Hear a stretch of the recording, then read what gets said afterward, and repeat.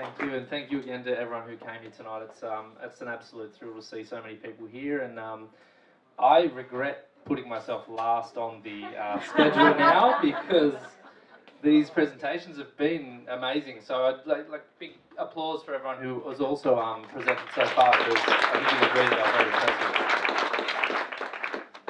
impressive. Okay, so the big moment for us at Loudspring is that we've just released our impact results for 2018. This is something that we care about as a company, and it's our raison d'etre for everything we do. We're a listed company though, so it's also important that we also make money too. So that's part of the equation. So who is Loudspring, for anyone who already doesn't know us well? There's a few of you who do though. So we're an investment group focused on saving natural resources. It couldn't get more simple than that. Saving natural resources. How do we do it? So we do it through efficiency in manufacturing, real estate and energy.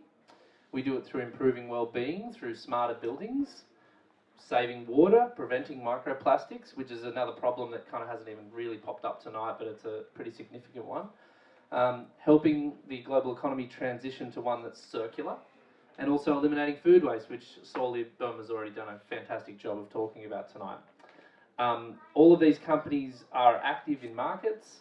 They're Finnish, they're Nordic, but they're also impacting beyond the borders. So that's a really important factor as well, because I think while we all do make our individual choices wherever we live and wherever we work, if we can get into businesses that can reach out into the places where the impact is the greatest, we can make some truly significant differences when it comes to climate change and other issues of pollution and things like that.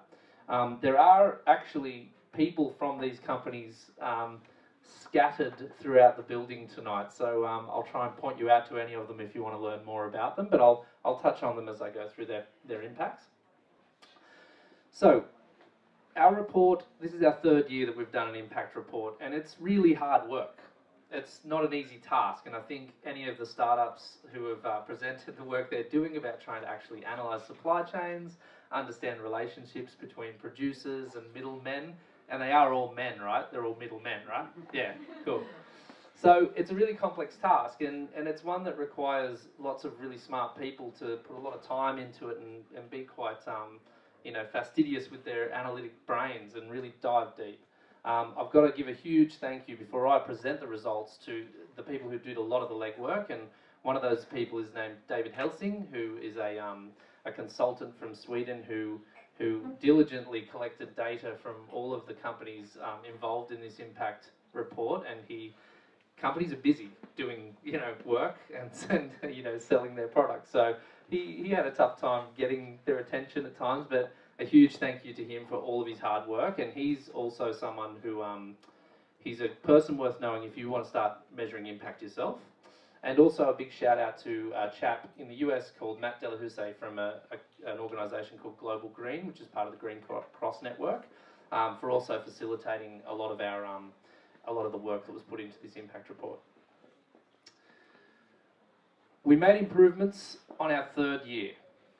Historically, we looked at the avoided emissions and the water saved through the actions of our portfolio companies, but this year we made two decisions. One was to align the global goals with the work that our portfolio companies were doing, and the other one's biodiversity, and I'm going to get to that second one in a moment. But the reasoning behind aligning the goals is kind of about mainstreaming the impact that we had a little bit, because I think you would all agree that the global goals are like the main game that most people now understand as a way to understand what you're doing as a business and what kind of impacts that's making. So this is the first time we went into the work of really finding out which global goals were linked to our portfolio and kind of attributing them. So what we know since the impact report was done is that good health and well-being was covered, clean water and sanitation, affordable and clean energy, decent work and economic growth, industry, innovation and infrastructure, responsible consumption and production, climate action,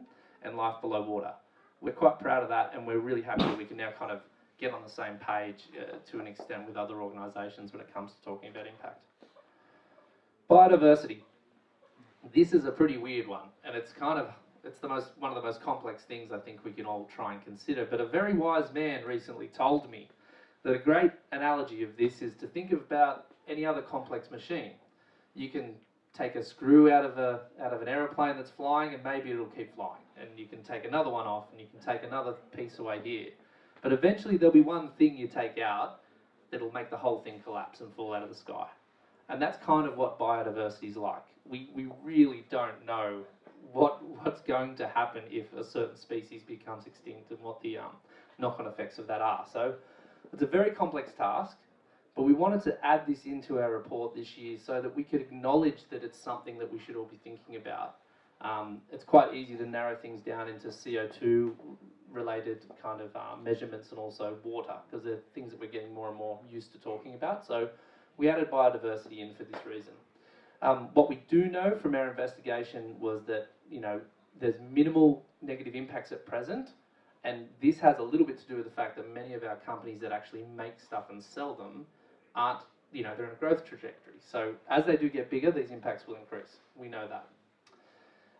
We can certainly know that slowing global warming through the efforts of our companies, which is significant. I'm going to get to those CO2 reductions soon. That is a positive for biodiversity. We can all agree with that. More specifically, we managed to kind of look at swap.com and Rescue Club as being the most significant companies that we have in the portfolio, because of the reality that, you know, as was said earlier about fashion, if you can hold on to a garment longer, you reduce the need for making new garments, and you reduce that kind of impact from that garment. So swap.com, which is an online platform for second-hand clothing, it's giving a new life to garments. It's a pretty cool one.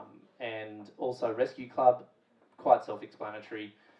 We can reduce monoculture crops from both of them by, you know, not having to buy new food and not having to buy new clothes. So it's a pretty handy thing. So let's dive into the companies real quick, and I'll give you, I won't dive into the numbers themselves, but I'll give you an outline of the companies that were involved in the report, and you can see that there's different emissions attributed. Nuka Solutions is a smart building company that looks at all of the data and all the sensor data floating around in the ether. It's a little bit abstract for my brain often, but what they do is that they can find really great efficiency gains by grabbing all this data into one place and enabling building managers and owners to manage their properties better using big data. Given that real estate is the world's largest asset class, given that buildings are responsible for a third of our, you know, global energy use every year, this is a really big opportunity, and that's what they're working on. So that's Nuka Solutions. Eagle Filters, which is a really interesting company. They make the existing energy infrastructure that we all rely on. Oh, throwing things around now. They make the existing energy infrastructure that we use much more efficient by producing intake air filters for gas turbines. This is a transition fuel that we currently rely on. It's far better than coal, which my country loves, and Finland also has a little bit going on as well. But yeah, this is a company that's making a really big impact, because the efficiency gains that can be made by cleaning the intake air filters, by cleaning the air that goes into the turbines, can really reduce emissions, and it's basically optimizing that type of energy, which is really important as we transition towards more sustainable and renewable forms of energy. Rescue Club, Solly did a great job.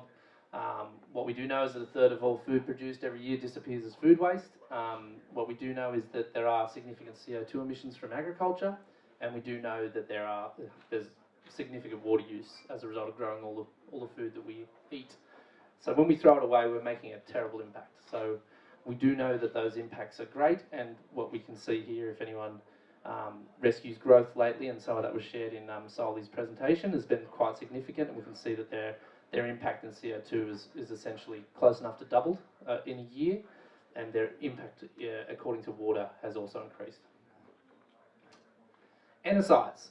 This one's one of my favourite companies in the Loud Spring portfolio, because it's kind of weird and it's in our everyday lives, and it's something that none of us really think about at all, and it's compressed air. Compressed air is used to make almost everything we can see around us. It's coursing through the veins of many of the robots that are moving things around in production facilities. It uses an obscene amount of electricity every year to make our stuff, and by creating a software and a service that can make these compressed air systems more efficient and optimal, there are significant CO2 savings that can be made. Enterprise has done a lot of great work in China in particular, where a lot of manufacturing takes place and where the energy mix is quite dirty. So their impact has been quite great for that reason, but very recently they've made some more inroads into the European market, where the carbon intensity of the electricity is lower than what it is in China, but the impacts are still significant. So that's Enterprise. Sophie Filtration is one of the other companies that we have, and this is focused on water. They have a self-cleaning filter technology that basically cleans and recycles water much more efficiently than practically anything else can. Water is a precious commodity, and we really shouldn't be wasting it the way we do. And Sophie Filtration's been doing some great work in the energy industry, but also now looking at microplastics as well, which is, as a Aussie surfer, if you didn't recognise that about me, but plastic on the beaches is one of the craziest, most disturbing things I get to see in the environment, and it's something that I hope we can figure out really, really soon, because it's devastating. Swap.com. This is about fast fashion and slowing it right down so that you can enjoy some pretty cool garments a bit longer. Swap's operating in the US, and they're making a great impact when it comes to CO2 emissions and also water.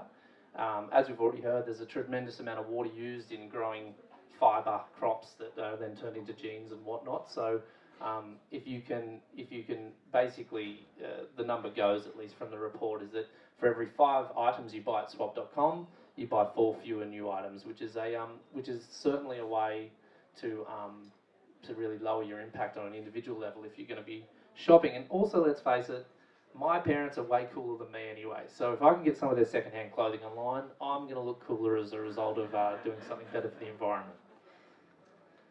So this is where we're at in a total portfolio sense. I should add, the Loudspring portfolio is bigger than the 6 companies that were just mentioned. We have a number of other minority holdings, but our impact results were calculated based off these kind of larger core holdings. So what we can see is that the CO2 avoided for 2018 is 146,948 tonnes of CO2 avoided through the portfolio.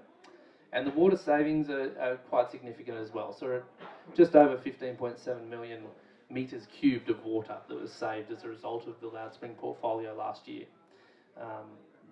What does that mean in the real world? Because those numbers are kind of pretty abstract and they're nice and big, but what do they actually really mean? Well, it means that the CO2 savings from our portfolio are the same as 250,000 return flights from Helsinki to Phuket, which is a popular destination for Finnish tourists, I've heard, so that's kind of cool. Aussies go to Bali, so you can have Thailand, that's yours. So in terms of business trips, which is I really wanted to see this comparison, because this kind of stretch, which I flew from Stockholm today to Helsinki to be here and to present this, and the impact of our CO2 savings as a portfolio amount to 1.1 million return flights between Stockholm and Helsinki. That's a calculation we got to there. So there's a lot of impacts here. When it comes down to, we can also look on a different level and kind of look at the CO2 savings in terms of cars on the road. It's 100,000 or so Swedish cars in 1 year. Water savings are, just above 6,000 Olympic-sized swimming pools. These are all really nice things to talk about, and I'm certainly a person to brag about it, that's for sure. But that's not the point. I think what we can know from this evening is that there's a lot of great technology in Finland, and we can certainly see it go to work beyond the borders. And I think that there's so many bright people here with great ideas that if you just work hard on these things, you can actually make a really significant impact through business. There's a movement about staying on the ground. There's a movement about, I've got a friend who's looking at boat rides to the US because he doesn't want to have an impact when he flies home to see his family. I frankly think he's nuts, but I think it's great if people want to look at their individual impact, but look, if there's entrepreneurs who can get out there and grow the technologies from this country and from this region and put it to work where it can make its biggest impact, we can do a lot of really positive things. So the other thing we did this year, so that's our results now, and that's a little bit of a spiel on that. But one of the other interesting things we did this year, which is kind of the point of this evening as an educational moment for everyone, was that we did quite a detailed literature review about everything that goes into our impact model and how do we come up with these numbers and things like that. And we've made it completely available and transparent so that anyone here with a company who wants to, do more impact analysis, you're free to grab it and use it and put it to work and criticise it and tear it apart and put it back together too. We encourage it because our report got better this year, and hopefully next year it'll get better again. And it may well get much better if other people contribute to it and put their ideas forward. So that's us. We're always improving, or trying to, and for the planet we share. That's my presentation about Loud Springs impact results, and a huge thank you for listening to that. And I'll bring my co-host up. Well, you look like you're trying to applaud, so I'll let you do that.